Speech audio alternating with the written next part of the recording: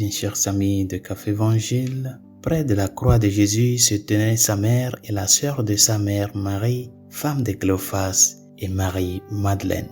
Nous célébrons en ce jour, chers amis, la mémoire de Marie, Notre-Dame des douleurs, Notre-Dame de cette douleur. Hier, nous avons contemplé le mystère de la croix du Christ, en voyant dans le bois de la croix non un signe de châtiment, mais le symbole de la victoire du Christ sur la mort. Aujourd'hui, l'Église nous invite à célébrer et à faire mémoire de ce que la Vierge Marie a enduré tout au long de ces durs moments que le Christ a traversé pour notre salut, les douleurs d'une maman. Notre Sainte Mère, la Mère du Fils de Dieu, a aimé son Fils d'un amour parfait. Elle a incarné toutes les vertus à la perfection. Son amour pour son Fils était un amour qui dépassait tout ce que nous pouvions imaginer, chers amis. Elle l'a conçu miraculeusement, l'a porté dans son sein, l'a mis au monde, l'a allaité, l'a élevé et l'a aimé tout au long de sa vie. Par conséquent, il est difficile d'imaginer la profondeur et la beauté de l'amour que la Vierge Marie avait pour son Fils Jésus. En général, l'amour d'une mère est puissant, inébranlable, profond et plein de tendresse, comme nous l'expérimentons dans notre propre vie. Essayez d'imaginer le cœur immaculé de Marie et l'incroyable profondeur de l'amour vivant dans son cœur. Imaginez la scène décrite dans le passage de l'évangile de ce jour, cité plus haut, que près de la croix était présent Marie, sa mère.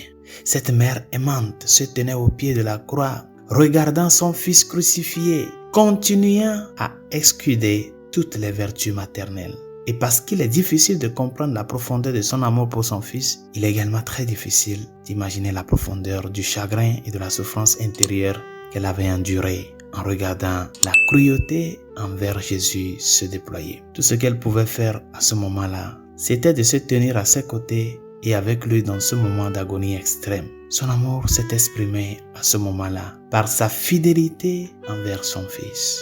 Un amour qui est soutenu par l'espérance. Dans le rang de tous ceux qui étaient présents au pied de la croix, seule Marie avait l'espérance que son Fils va ressusciter. C'est pour cela qu'il est là-bas, pour être le pilier pour le Christ. Et c'est ce que nous sommes appelés à faire dans notre vie de tous les jours, chers amis. Être Marie au pied de la croix. Être Marie pour tant d'âmes qui souffrent aujourd'hui. Être Marie pour tant de Jésus dont le visage est défiguré par la souffrance. La croix de tous les jours.